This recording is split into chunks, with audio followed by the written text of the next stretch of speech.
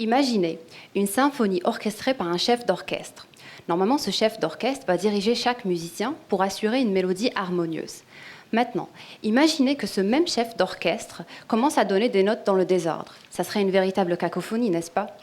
Et si je vous disais que dans certains cancers, il y a un chef d'orchestre perturbateur qu'on appelle la protéine FLT4? Les cancers, il y en a plusieurs, mais dans notre laboratoire, on s'intéresse plus particulièrement au cancer du rein. Un cancer qui est souvent diagnostiqué à un stade avancé, et les traitements qui sont utilisés ne sont pas toujours très efficaces, car les tumeurs rénales sont très agressives et peuvent se propager rapidement. Mais qu'est-ce qui rend ces tumeurs agressives? Pour mieux le comprendre, dans notre laboratoire, nous avons regardé des tumeurs de patients de plus près. Et nous avons remarqué que plus les tumeurs sont agressives, plus elles vont produire une protéine, la protéine FLT4. Surprenant car cette protéine, on la connaissait dans la formation des vaisseaux sanguins par exemple. Mais est-ce qu'elle aurait des rôles cachés qu'on aurait ignorés dans le cancer? La réponse est oui. Car en fait, FLT4 est un récepteur, une sorte d'antenne qui se trouve à la surface de nos cellules, qui va capter et envoyer des signaux dans les cellules pour changer leur comportement. Un peu comme un chef d'orchestre enverrait une partition à ses musiciens. Mais dans les cellules tumorales, FLT4 va les inciter à se multiplier rapidement et à se propager aussi vers d'autres organes, c'est ce qu'on appelle les métastases. En d'autres termes, il rendrait le cancer plus agressif. Avec cette découverte, plusieurs voies thérapeutiques s'ouvrent, car on pourrait développer des traitements qui pourraient cibler spécifiquement la protéine FLT4 pour stopper son action et stopper son effet sur la multiplication des cellules cancéreuses. Et puis peut-être, qui sait, restaurer l'harmonie chez les patients qui sont atteints de cancer du rein. Merci pour votre attention.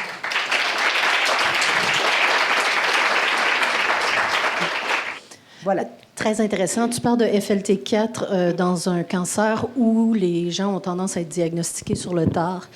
Est-ce qu'il y aurait moyen de mesurer cette protéine-là pour aider à diagnostiquer plus tôt des patients avec le cancer du rein?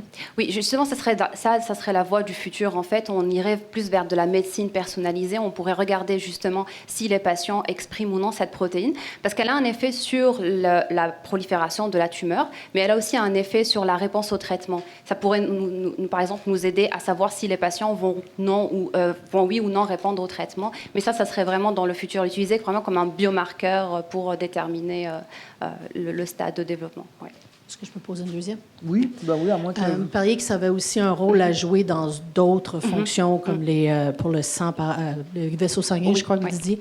Est-ce qu'il y aurait moyen à ce moment-là de différencier ce qui est le FLT4 problématique de celui qui a besoin d'être là dans le corps? En fait, le moyen de différencier ça, c'est vraiment le niveau d'expression. Parce qu'en fait, quand on est dans un état normal, on va dire, même dans les vaisseaux sanguins, FLT4 va être exprimé, mais à très faible niveau. Et en fait, c'est dans les cellules tumorales qui va être exprimé à des grandes quantités pour qu'il soit utilisé au bénéfice en fait, des cellules tumorales. C'est vraiment le niveau d'expression qui fait la différence entre les deux.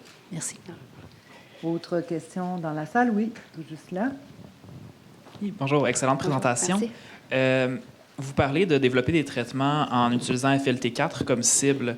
FLT4 est exprimé partout dans le corps. Est-ce qu'il y aurait des dangers potentiels pour un patient si on vient arrêter FLT4 ou quelque chose? Oui, ça c'est la question qui se pose aussi pour presque tous les traitements. Est-ce qu'il y aurait des effets indésirables ou pas? Mais comme je le disais, en fait, c'est vraiment le niveau d'expression. Par exemple, les cellules tumorales qui ont un niveau plus élevé vont, elles, être plus, ciblées par ce traitement et vont avoir un effet vraiment délétère sur ces cellules tumorales. Il pourrait y avoir des effets secondaires, mais à moindre niveau puisqu'ils expriment moins de niveau de FLT4, en fait.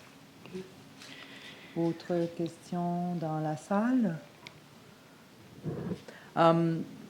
Question comme ça, parce que c'est un enjeu aussi dans une préparation pour une épreuve comme celle-ci. Mais quand vous travaillez avec ce genre de nouvelles qui peut vraiment changer la donne pour le diagnostic précoce, en tout cas de certaines personnes qui ont des cancers qui sont pris trop tard, comment vous jonglez avec l'effet « wow » là, puis la crainte de peut-être survendre? Oui, c'est une très bonne question. En fait, souvent parce que quand on fait une découverte comme celle-ci, elle pourrait, par exemple, la protéine FLT4 pourrait avoir un rôle dans les stades de développement de cancer. C'est sûr que ça, c'est la première étape. Après, il y a plusieurs autres étapes. Par exemple, comprendre comment FLT4 va agir. Puis nous, on fait, par exemple, dans le laboratoire, on va essayer d'utiliser des drogues, en fait, qui vont bloquer FLT4, vraiment pour être sûr que ça a un effet vraiment sur le développement du carcinome rénal. Oui. On a une question d'une juge ici devant. Merci. Je ne sais pas si j'ai manqué l'information, mais j'aimerais savoir c'est quoi la portée de ça. Il y a combien de personnes, en fait, qui sont diagnostiquées par ce cancer-là? Oui, ça, c'est une bonne question. En fait, ce qu'on avait fait au début, c'est on avait regardé, par exemple, des bases de données pour voir combien de patients vont avoir cette protéine. Et en fait, plus de 50% des patients qui ont ce type de carcinome rénal vont avoir une surproduction de cette protéine FLT4 qui pourrait donc avoir un effet vraiment sur le traitement, qui pourrait vraiment bénéficier du traitement, qui pourrait bloquer cette protéine. Mais est-ce que c'est un cancer qui est répandu? C'est plus en termes comme ça que je veux savoir, ouais. Alors, le cancer du rein, en fait, c'est l'un des, on va dire, les 10 cancers les plus communs de tous les types de cancers. C'est sûr que c'est moins que le cancer du poumon, par exemple, ou le cancer du sein chez la femme, mais c'est quand même un des cancers les plus fréquents chez l'humain. Ouais. Merci. Autre question dans la salle pour la candidate?